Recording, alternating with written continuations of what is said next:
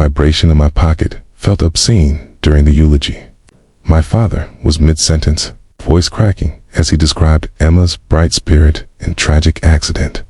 When my phone buzzed against my thigh, I should have ignored it. Should have kept my eyes on the closed casket draped in white roses, Emma's favorite. But something made me glance down at the screen. Private number. I'm alive. Don't trust our parents. The church tilted. I gripped the pew in front of me, knuckles white, as my mother's hand found my shoulder. Are you all right, sweetie? She whispered, concern etched across her perfectly composed face. I nodded mutely, shoving the phone back into my pocket. My heart hammered so violently I was certain the entire congregation could hear it. Emma was dead. I'd identified her body myself 3 days ago. Or rather, I'd identified the charred remains the police said were her body after the house fire.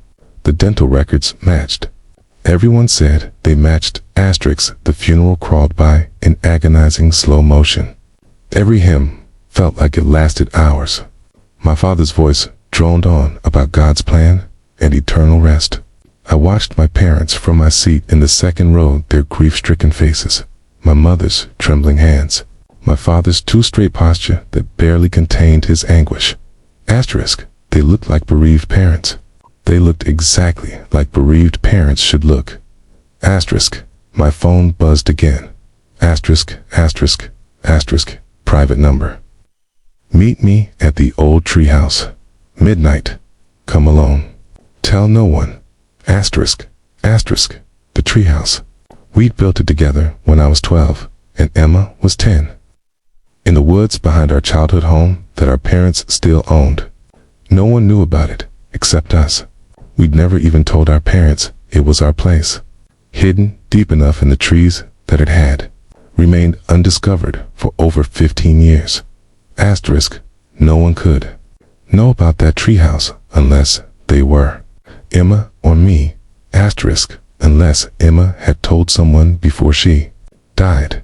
Unless this was some sick joke. Unless ... At the reception, I moved through the crowd like a ghost myself.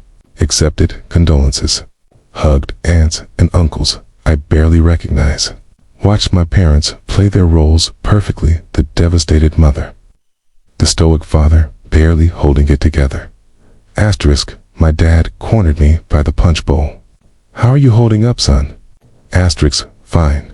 I lied, studying his face for what? Science of deception.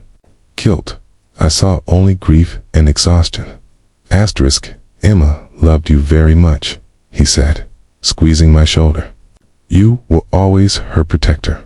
Something about those words chilled me. I left the reception early, claiming exhaustion.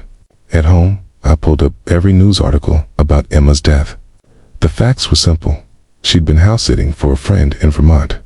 Electrical fire, they said, started in the middle of the night.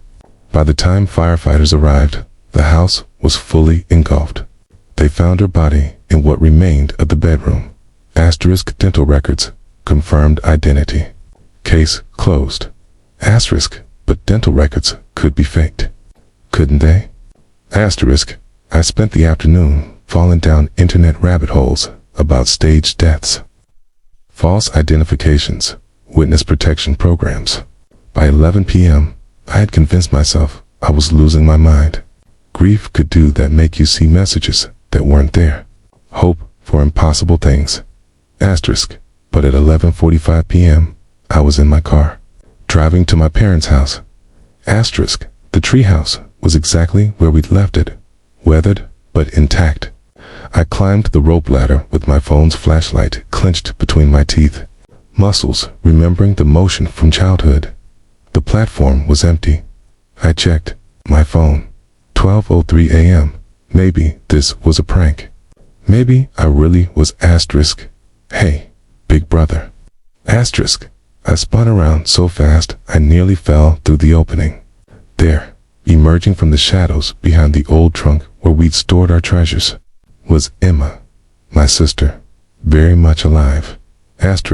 She looked different, hair cut short and dyed black. Face thinner than I remembered, but her eyes were unmistakable. Emma's eyes. Asterisk. You're dead, I whispered. I saw. They said the dental records. ... Desk. Those were Sarah's dental records, my friend. The one whose house I was sitting. Emma's voice was hard, older somehow. She's dead because of me. Because I was stupid enough to think I could just leave. Asterisk. Leave. What are you talking about?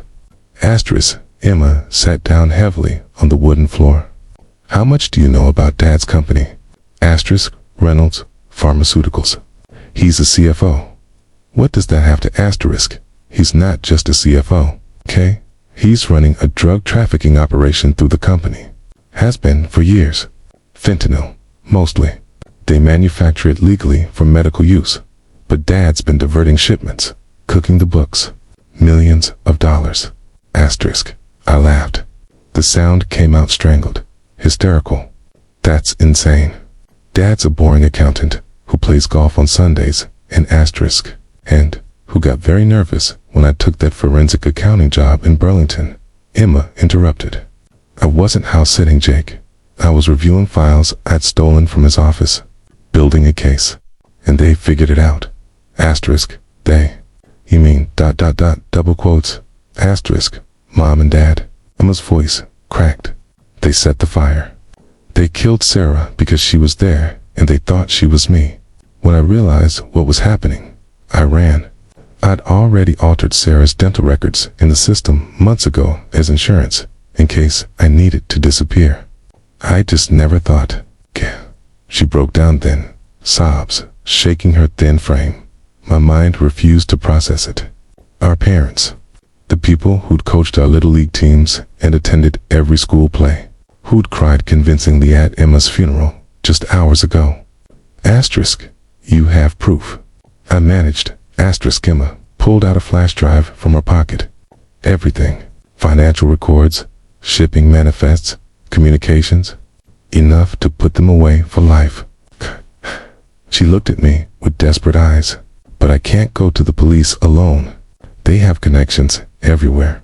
The local police chief plays poker with Dad every month. I need help, Jake. I need you. They think you're dead. They'll come after you next if they suspect you know anything. These people, she swallowed hard. Sarah's death proved they're willing to kill. We have to move fast. Asterisk. I thought about my parents at the funeral. My mother's tears. My father's eulogy. The way they'd comforted me, held me, grieved with me. Asterisk. Could it all have been performance? Asterisk. The federal prosecutor in Boston. Emma continued. She's clean. I've been vetting her for months. We take the evidence to her, get protection, and asterisk. My phone buzzed. A text from my mother. Asterisk. Are you okay, honey? You left so quickly. Come by tomorrow for breakfast. Dad and I are worried about you. Asterisk. Asterisk. I showed Emma the screen. She went pale. Asterisk. There, watching you, making sure you're not suspicious. She grabbed my arm. Jake, I know this is insane. I know what I'm asking. But you're the only person I can trust. The only person I have left.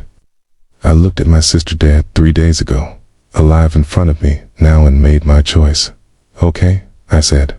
Tell me everything. And then we're going to burn their whole empire down. Asterisk. Emma smiled for the first time, and for a moment. She looked like the little girl who used to follow me everywhere. Asterisk. That's my protector, she whispered. Asterisk. We climbed down from the treehouse as the first light of dawn touched the sky. Below, in the driveway of my parents' house, I could see a car idling, watching, waiting. Asterisk. The war was just beginning.